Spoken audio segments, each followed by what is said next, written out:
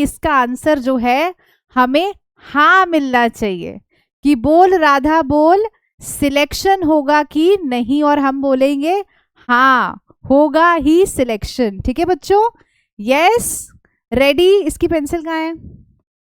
Ready, pencil pencil, चलो ठीक है। तो बच्चों यहाँ पे आज जो मैं आपके साथ शेयर करने वाली हूँ वो है the time table. Now you need to understand, ये कोई स्पेसिफिक टाइम टेबल नहीं है जो हर इंसान फॉलो करेगा, ये एक मेथड है जो कि कोई भी फॉलो कर सकता है। ठीक है, so this is not subjected to कि भी तुम्हारे कितने नंबर आ रहे हैं, कितना स्कोर बन रहा है।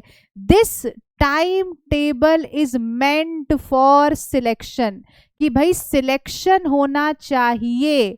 और इसके लिए मैं आपको एक टेम्पलेट दूंगी, एक रूटीन बताऊंगी। वो रूटीन जो है आप अपने हिसाब से, अपने टाइम के हिसाब से एंटर करवा सकते हो अपने स्पेसिफिक स्टडी के साथ। ठीक है, तो बच्चों यहाँ पे सबसे पहली चीज मैं जो शुरुआत कर रही हूँ वो ये है कि जो ये तुम्हारे 30 दिन है, these 30 days can literally change your life.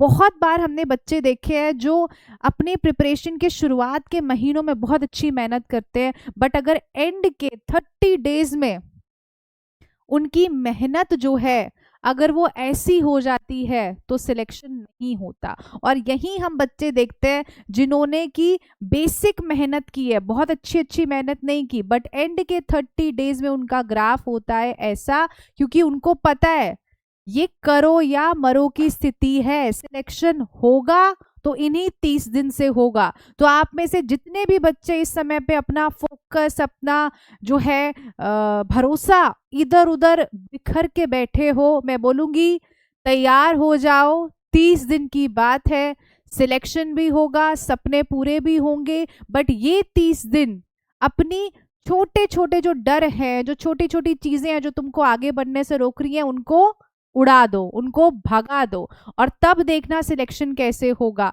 This is about only these days that we are going to talk about बच्चों। तो यहाँ पे ये जो 30 डेज है ना, ये एकदम बीस्ट मोड में आने चाहिए, कुछ दिखना ही नहीं चाहिए। ये जो एंड का टाइम है आपका, ये इसी मोड में चलना चाहिए। समझ रहे हो बच्चों? Yes, ready everyone? सभी बच्चे मुझे रेडी चाहिए यहाँ पे, यस और नो? चलो बहुत बढ़िया। तो बेटा यहाँ पे मैं आपके साथ 3 चीजें ऐसी शेयर करूंगी। पहली, what is the difference between दो स्टूडेंट्स जो एंड तक हिम्मत नहीं हारते और वो स्टूडेंट जो पहले ही हार मान लेते हैं, एग्जामिनेशन हॉल तक भी नहीं पहुंचते पर उससे पहले वो हार मान के बैठ जाते हैं कि सिलेक्शन नहीं होगा या सिलेक्शन कैसे होगा। तो हमें इसी डाउट को रिमूव करना है और इसके लिए ये 20 मिनट्स हमारा फोकस यही रहेगा। तो कॉग्निटिव क्या सोचना है, बायोलॉजिकल क्या करना है, और आपकी साइकोलॉजिकल माइंडसेट क्या होना चाहिए, and this is your exact system to get AIR 1 to 100। अपना यही टारगेट है, इससे नीचे नहीं बनेगी बात, है ना बच्चों? चलो, तो सबसे पहले मैं आपको एक चीज बोलूंगी, आपके दिमाग में आपका गोल सेट होना चाहिए। ये सेट ना हो कि भाई मुझे जो है ये भी मिल जाए तो अच्छा है, ये भी मिल जाए तो अच्छा है, ये भी मिल जाए तो अच्छा है। नहीं, इस समय पे सिर्फ अपना एक गोल रखो, मुझे चाहिए BHU का प्रसूति, या मुझे चाहिए अय्या का शल्य, कुछ भी वो आपका ड्रीम हो वो ऐसे लिखा होना चाहिए। सिर्फ 2 शब्दों का मुझे ड्रीम चाहिए, मुझे उसके आगे कुछ नहीं चाहिए, मुझे सिर्फ 2 शब्द चाहिए जो तुम्हारे सामने लिखे होने चाहिए। और इसके लिए मुझे अपनी रैंक लानी होगी लेस देन 100 में। And at the same time ये बोलना किसी को भी नहीं है, इसके बारे में बात किसी से भी नहीं करनी है, ना दोस्तों से, ना पेरेंट्स से, ना किसी से।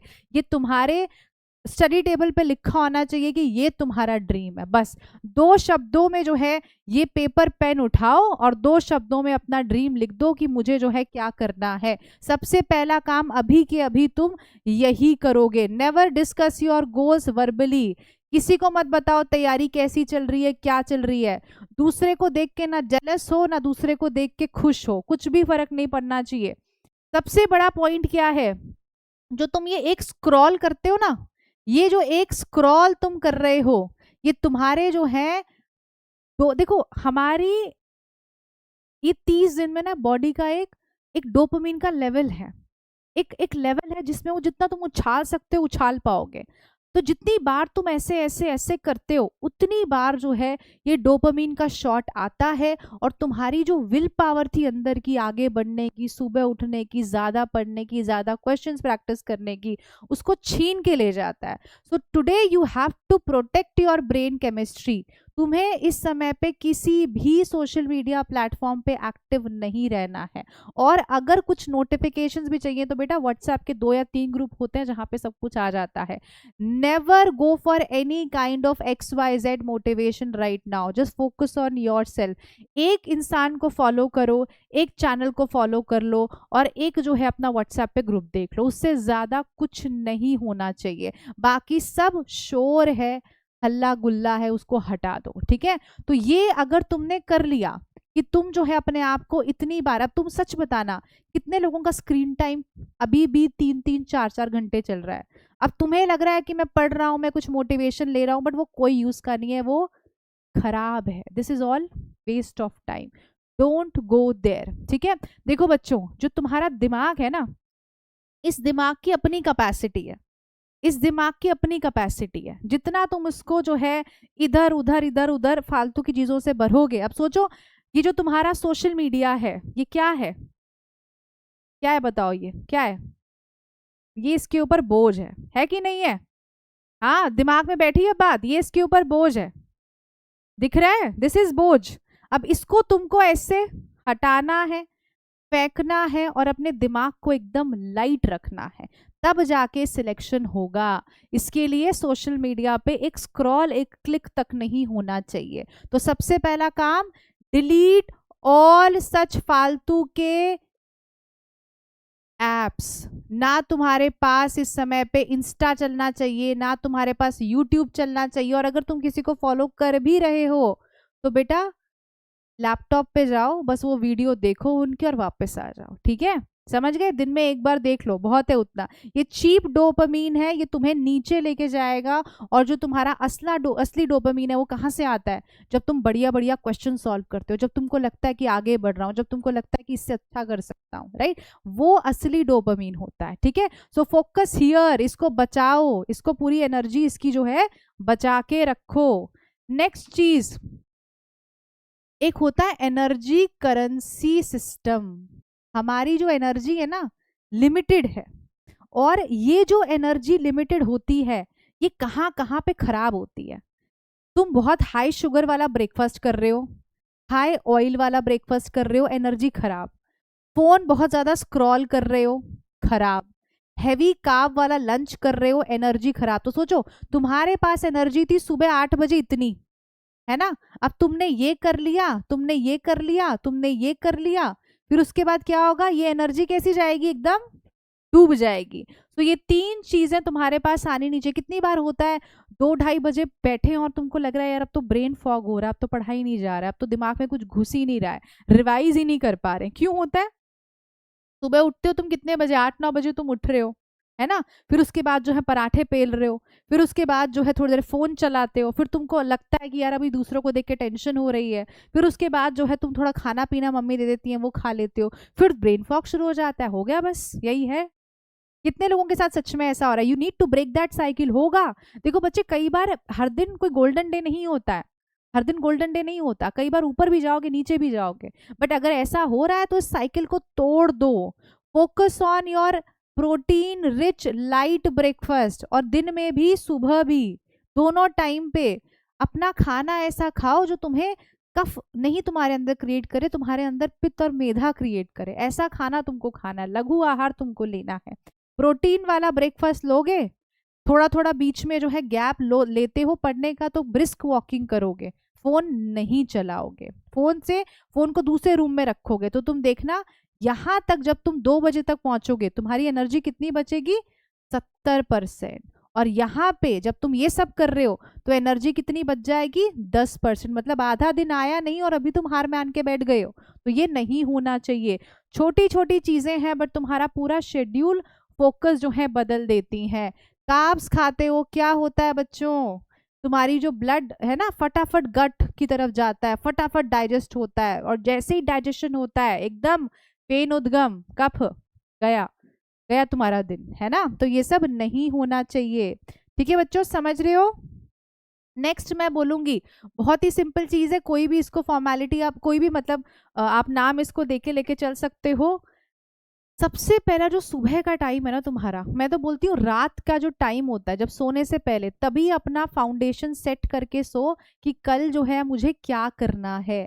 मैं ये नहीं बोलती कि बच्चों सुबह जो है 4 बजे उठ जाओ, 5 बजे उठ जाओ, कोई बात नहीं, तुम 6 बजे उठते हो कोई दिक्कत नहीं है, तुम 6:30 उठते हो, कभी भी उठते हो। बट जब तुम उठ रहे हो, हर किसी का रिदम अलग हो सकता है, किसी के लिए 4 बजे नॉर्मल सुबह है, किसी के लिए 6 बजे नॉर्मल सुबह है, बट 7 बजे के बाद तो बेटा सुबह बचती नहीं है। तो जो अगर तुम सोच रहे हो कि मेरे लिए 7 बजे नॉर्मल सुबह है, वो नहीं है। ठीक है, तो तुम्हारी जो फाउंडेशन है वो रात में ही सेट होनी चाहिए। मॉर्निंग में सोचना नहीं है क्या करना है, मॉर्निंग में सिर्फ काम करना शुरू करना है कि ये बोला था और ये रिवाइज करने बैठ गए हैं। मॉर्निंग एक्टिविटी जो है 4 से 6 का मैं टाइम लेके चलती हूँ, 7 बजे के बाद तो सब विनाश। ठीक है, 7 बजे के बाद तो कुछ होता ही नहीं है। अब तुम्हारा जो है ये टाइम काम करने का, ये सारा जो है पूरा कब से चलता है, सुबह 7 बजे तुम उठ रहे हो, 6 बजे तुम उठ रहे हो, वहीं से तुम्हारा कर्म स्टार्ट हो गया है। वहीं पे जो है तुमको सब कुछ अपना फोकस लेते हुए चलना है, वहीं तुम्हें पूरी एनर्जी जो है लगा देनी है। तो पूरे अगले दिन की तैयारी पिछले दिन हो जानी चाहिए कि क्या करना है, किस किताब से पढ़ना। और अच्छा बच्चा वो होगा जो रात में ही किताबें भी रख के सोएगा टेबल पे कि सुबह उठ के ही सबसे पहले ये पढ़ूंगा, एक स्टिकी नोट डाल के सोएगा कि सुबह इसको 9 बजे तक खत्म कर दो, 11 बजे तक खत्म कर दो। असली विनर वही बनेगा जो इस समय पे अपने सारे इंस्टिंक्ट्स को कंट्रोल करके वो करेगा जो करने की जरूरत है। ठीक है बच्चों, समझ आई बात। यस। अब मैंने क्या बोला, सिर्फ ये मेक श्योर करो कि 7 बजे से पहले ना उठो, जो है 7 बजे से बाद ना उठो, है ना, बस ये मेक श्योर करो। ठीक है, और सबसे अच्छी चीज क्या होती है, देखो 2 या 3 तरीके से जो है तुम अपने आप को रिफ्रेश रखते हो। कैसे रखते हो, या तो हम क्या कर सकते हैं बच्चों, या तो हम जैसे ही उठे हैं तो हम कोई भी एक्टिविटी कर सकते हैं, कुछ भी हो सकती है, बट ये एक्टिविटी जो है ये फोन चलाने वाली एक्टिविटी नहीं हो सकती, this has to be something which moves your body, है ना। तो कुछ भी हो सकता है, सूर्य नमस्कार कर सकते हो। तुम लोगों के क्या मैम 5-6 मिनट ऐसे निकल जाएंगे, बेटा 5-6 मिनट लगेंगे, 10 मिनट लगेंगे, बट सोचो तुम्हारे बाकी के जो 12 घंटे हैं ना उसके लिए एनर्जी ला रहे हो तुम, वो 5-10 मिनट तुमको दिख रहे हैं, वो नहीं दिख रहे हैं जो तुम इधर उधर करके स्क्रॉल करते हो। तो 10 मिनट निकालो, 15 मिनट निकालो, और इस समय पे अपने आप को रिफ्रेश करो कि हाँ भाई ये करना है। अपने दिमाग में अपना गोल लेके आओ कि मुझे यहाँ पहुंचना है। इमेजिन करो, विजुअलाइज करो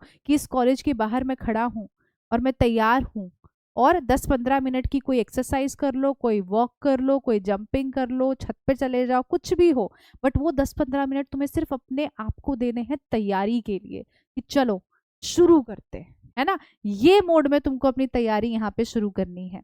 और मैंने क्या बोला कि पिछले दिन तुमने अपनी टास्क लिस्ट बना के रखी थी, तुमने पिछले दिन बोला है कि मैं ये करूंगा, मैं ये करूंगा, मैं ये करूंगा, है ना। तो ये जो तुमने टास्क लिस्ट बना के रखी थी, अब इसको देखो और शुरू करो कि भाई आज मुझे पहले ये करना है, पहले मुझे ये करना है, फिर मुझे ये करना है। ठीक है, और सबसे इंपॉर्टेंट चीज, रात में सोने से पहले अपना जो डेस्क होता है ना उसको थोड़ा क्लीन करके सोया करो। उससे क्या होगा, उससे तुम्हें जब तुम सुबह उठोगे तो तुम्हें लगेगा यार सफाई करना एक एक्स्ट्रा काम है, एनर्जी जाएगी। पहले क्लीन करके रखो, बस जाओ वॉक करके आओ और पढ़ने बैठो। That has to be the routine. ठीक है, बहुत बेसिक चीज़ है, कोई फ्रिक्शन यहाँ नहीं होनी चाहिए। तुम्हारा यहाँ पे जो है सिर्फ पढ़ाई वाली चीज़ें होनी चाहिए। जो फ़ोन है वो डेस्क के अंदर कहीं पे हो, वाइब्रेशन मोड पे। यहाँ पे सिर्फ जो है तुम्हारी ये किताबें और तुम्हारा जो लेक्चर्स का, जहाँ लेक्चर्स देखते हो, सिर्फ वो होना चाहिए। ठीक है, अब मैं तुमको एक चीज़ बोलूँगी कि सबसे इम्पॉर्टेंट कहानी क्या आती है, तुमको मालूम है कि तुमने वीकनेस अभी कहाँ छोड़ी है। हो सकता है तुम्हारा मॉडर्न वीक हो सकता है तुम्हारा रिसर्च वीक हो सकता है कि तुम्हें क्वेश्चन सॉल्व करना ना अच्छा लगता हो। कितने बच्चे ऐसे हैं जो पढ़ना तो पसंद करते हैं पर क्वेश्चन सॉल्व करना पसंद नहीं करते? कितने बच्चे ऐसे हैं, ऑनेस्टली बताना। जैसे ही सवाल सॉल्व करने की कहानी आती है तुम डर जाते हो। कितने लोगों के साथ ऐसा होता है? तो बच्चों इसी को हमें टैकल करना है। जो चीज़ तुम्हें डिफिकल्ट लगती है सबसे पहले उसी को खा जाओ, उसी को ख़त्म करो। जो तुम्हारे सुबह का समय है, उस समय पे तुम्हारे पास बहुत विल पावर होती है, तो वो काम करो जो तुम पूरे दिन करने से डरोगे। तुम्हें इस समय पे माइनर संहिता से डर लग रहा है, अष्टांग से डर लग रहा है, रिसर्च से डर लग रहा है, तुम्हें क्वेश्चन सॉल्व करने से डर लग रहा है, सबसे पहले उसको ख़त्म करो। You have to eat that frog first, कि भाई पहले इसी को मैं निपटाता हूँ, बाकी तो मैं बाद में देखूंगा। तो वो करने के बाद जैसे तुम डर रहे हो ना, जब वो तुम कर लेते हो तो तुम देखो तुम्हारे अंदर कितना कॉन्फिडेंस आएगा। हो सकता है कि मैंने सोचा था कि मैं जो है आज मॉडर्न के 50 पेज पढ़ूंगी, बट मैंने हो सकता है सिर्फ 20 ही पढ़े, तो मुझे कम से कम ये तो होगा कि आज मैंने 20 पढ़े, कल का दिन बचा है, कल मैं और 20 पढ़ लूंगी, फिर 10 पढ़ लूंगी, तो मॉडर्न खत्म, है ना। बट अगर तुम बचते ही रह जाओगे कि अच्छा अभी तो खाना खाना है, अभी तो शाम हो गई है, अब कब होगा, तो बेटा फिर तो जिंदगी में कभी भी नहीं कर पाओगे, है ना। समझ आ रही है बच्चों बात? यस। तो सबसे पहला जो चीज तुमको दुखी कर रहा है, जो तुमको डरा रहा है, सबसे पहले उसी का काम खत्म करो, ठीक है बच्चों। क्योंकि क्या होता है ना, अगर इस समय पे तुम छोटी मोटी चीजें करने लग गए, तो तुम्हारा जो मेन काम, जो जो सबसे ज्यादा तुम्हारे दिमाग की डिमांड रख रहा था, जो टॉपिक जो तुम्हें सबसे ज्यादा करना था जरूरी, वो उसके लिए तुम्हारे पास एनर्जी नहीं बचेगी, और वो हमेशा ही ऐसे ही चलता रहेगा, ठीक है। तो कोई भी टॉपिक हो सकता है, किसी के लिए भी कोई भी टॉपिक जो है हम लेके चल सकते हैं कि ये तुम्हारा इंपॉर्टेंट पॉइंट है। अच्छा, अब ध्यान से सुनना। अब जो तुम जो भी चीजें पढ़ रहे हो, है ना, अगर तुम उसको ढंग से रिवाइज नहीं करते हो, अगर वो तुम्हारा रिवीजन में नहीं जा रहा है, मान लो मैंने आज नया टॉपिक पढ़ा, मैंने क्या पढ़ा आज, मैंने बोला कि जो मैं है क्या करूंगी, मेरा अष्टांग बहुत वीक है, ठीक है, मुझे अष्टांग में जो है कुछ भी नहीं आता है, तो मैंने आज जो है इसको सुबह 2 घंटे दिए, उसके बाद मैंने दिया ही नहीं टाइम, तो मेरा हमेशा ही वीक रहेगा। बट अगर मैं बोल रही हूँ कि आज मैं आधा घंटा अष्टांग पढ़ूंगी, आज मंडे है, उसके बाद जो है मैं ट्यूसडे को फिर से 1 घंटा दूंगी, फिर उसके बाद जो है वेंसडे को मैं फिर से दूंगी, तो मेरे 3 साइकिल कंप्लीट हो गई, 1 हो गया, 2 हो गया, 3 हो गया, बस। तो रिपीटेड होना चाहिए। हो सकता है कि तुम 2 घंटे लगा के ना पढ़ो। इट्स बच्चे क्या करते हैं, सोचते हैं कि आज शुरू करेंगे तो आज पूरा ही निपटा डालेंगे, नहीं हो सकता ऐसा। थोड़ा टाइम दो, पर कंटिन्यूस टाइम दो, थोड़ा सुबह दे दो, थोड़ा शाम में दे दो, या अगले दिन सुबह दे दो, but it has to be a continuous continuous continuous journey, तभी जो है रिविजन प्रॉपर हो पाएगी। और दूसरा मैं तुमको क्या बोल रही हूँ, इस समय पे नया जो है कुछ भी मत टच करो, नया के चक्कर में मत जाओ बच्चों, ठीक है। अच्छा, आप में से जितने बच्चे अभी इस समय पे रिवीजन में लगे हुए हैं, उनके लिए मैंने क्या बोला था, एक्टिव रिकॉल, कि बच्चों एक्टिव रिकॉल कर लो। कितने लोगों ने एक्टिव रिकॉल कर लिया है, बताओ। डिफरेंस पता चला एक्टिव रिकॉल करने के बाद, पता चला कि कितना डिफरेंस आ रहा है, कहाँ पे चीज़ें गलत कर रहे हो। कितने बच्चे हैं जो ऑनेस्टली मुझे बताएंगे कि मैम एक्टिव रिकॉल अच्छे से किया है, डिफरेंस भी पता लग रहा है, इंप्रूवमेंट भी हो रही है। तो एक्टिव रिकॉल कम से कम 1 या 2 बार अपना टारगेट रखो कि भाई एक्टिव रिकॉल जो है तुम्हारा हो। और जो चीज तुम्हें ज्यादा कमजोर लग रही है ना, काश्यप है, वाग्भट है, कुछ भी है, उसके लिए सबसे पहले तुम एक्टिव रिकॉल करोगे। जब भी रिवाइज करने बैठते हो, सबसे पहले देखो कि इसमें से मुझे गड़बड़ वाला चीज क्या है, मेरे लिए सबसे ज्यादा मुझे मुश्किल क्या लगता है, 15 मिनट उसी को दो। फिर उसके बाद जो तुम्हारी नॉर्मल चीजें हैं उनको दो। फिर 15 मिनट किसको दोगे, जहां से तुम गलतियां करते आ रहे हो, ठीक है, जहां से तुम गलतियां करते आ रहे हो। So this is the rule that you only have to follow for difficult subject of your. जो पढ़ते आ रहे हो वो तो पढ़ते रहो, उसमें कोई दिक्कत नहीं है, बट जो चीजें डिफिकल्ट लग रही हैं उनको जरूर करो। और इसमें मैं बोलूंगी कि रिकॉल के लिए जो शिफ्ट है वो सबसे बढ़िया क्या रहती है बच्चों, दिन की जो टाइम है ना, वो हमेशा एक्टिव रिकॉल में रखा करो। क्यों? क्योंकि जब तुम एक्टिव रिकॉल करते हो, तुम देखना तुम्हारे ब्रेन की एक्टिविटी कितनी स्टिमुलेटेड होती है। जब तुम नॉर्मल किताब खोल के पढ़ रहे हो सकता है तुम इतने एक्टिव ना रहो, बट जब तुम्हारे सामने क्वेश्चन है, तुम उसका आंसर लिख रहे हो, उसको देख रहे हो कि क्या है, तब तुम्हारी ब्रेन की एक्टिविटी एकदम बढ़ जाती है। तो तुम्हें सबसे ज्यादा कब करने का फायदा होगा, दिन में 2 बजे से लेके 5:30 बजे तक एक्टिव रिकॉल जो है वो सारे तुम्हारे यहाँ पे होने चाहिए। इनफैक्ट जो तुम्हारी PYQ की प्रैक्टिस है, 37 तो चलो बहुत ज़्यादा हो जाता है, मुझे लगता है कि अगर तुमने पिछले 10 साल के भी लिए हैं ना, तो वो भी अपना काम जो है उससे हो जाता है, क्योंकि 94 90 उनसे फर्क नहीं पड़ता है इतना। तो अगर तुमने 10 साल भी जो लिए हैं ना, वो अगर तुम उससे अच्छे उनको प्रैक्टिस कर रहे हो, that is more than enough. ठीक है, क्लियर है बच्चों? यस, समझ आया? अब जब भी हम पैसिव रिवीजन करते हैं तो हम एक कंफर्ट में रहते हैं, हम किताब पढ़ रहे हैं, हम कुछ पढ़ रहे हैं, तो हमको लगता है हम पढ़ रहे हैं, हम आगे बढ़ रहे हैं, बट एक्चुअली वो आगे बढ़ना नहीं होता है। आगे बढ़ना होता है जब तुम खुद को टेस्ट करते हो कि भाई एक्चुअली कितना याद है। चाहे वो तुम जो है जो PYQ है उनसे टेस्ट कर रहे हो, चाहे जो मैंने तुमको शीट्स दी हैं तुम उनसे उनसे टेस्ट कर रहे हो, चाहे तुम जो है टेस्ट सीरीज से कर रहे हो, जो भी कर रहे हो, तो वहां पे हमें समझ आता है कि भाई यहाँ पे गड्ढा था और ये जो है मेरे ब्रेन ने इसको ठीक कर लिया। ठीक है, क्लियर है? चलो, ये जरूरत नहीं है इसकी। हाँ, अब मैं यहाँ पे एक चीज तुमको बहुत ही ऑनेस्ट बताऊंगी। ये जो इवनिंग वाला टाइम होता है ना बच्चों, ये जो इवनिंग वाला टाइम है, उस समय पे हमें भी मालूम है कि बहुत ज्यादा पढ़ाई नहीं हो पाती।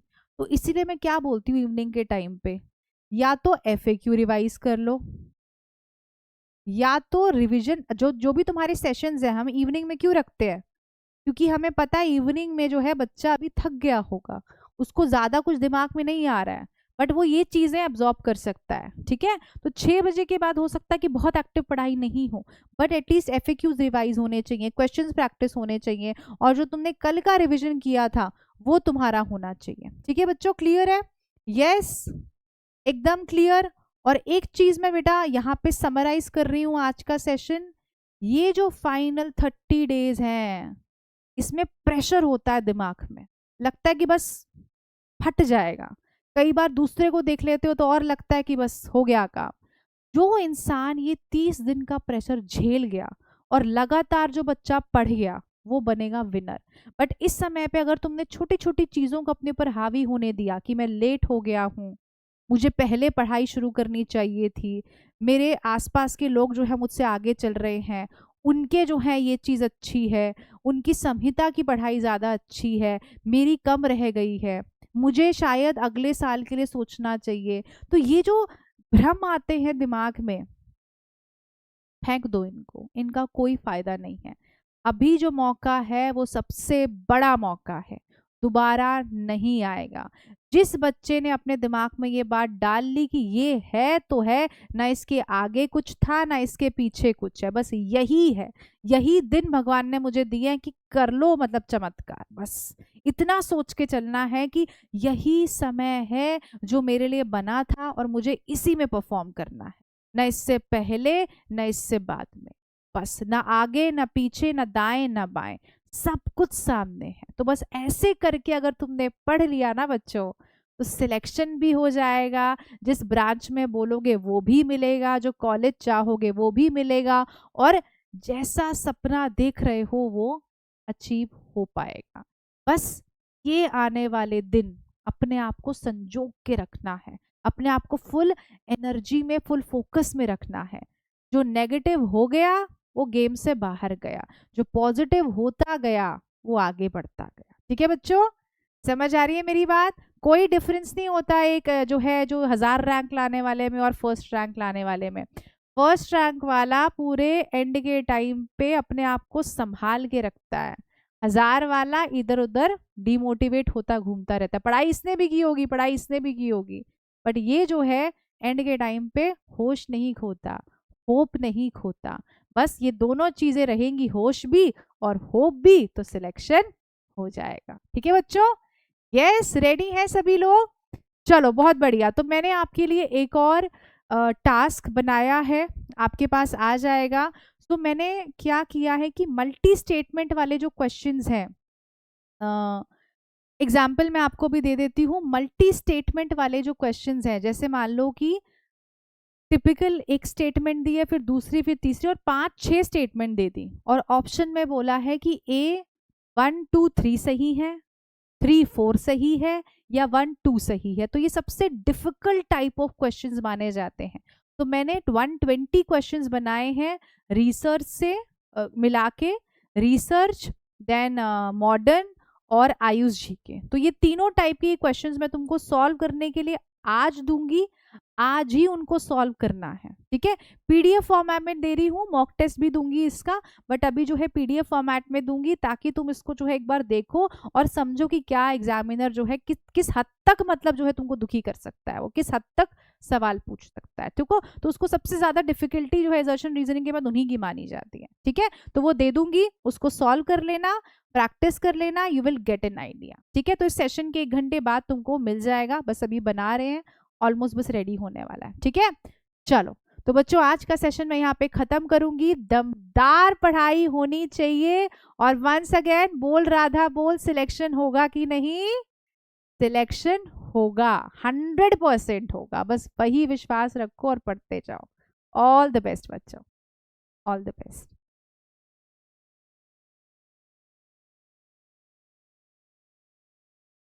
चलो, थैंक यू बच्चों।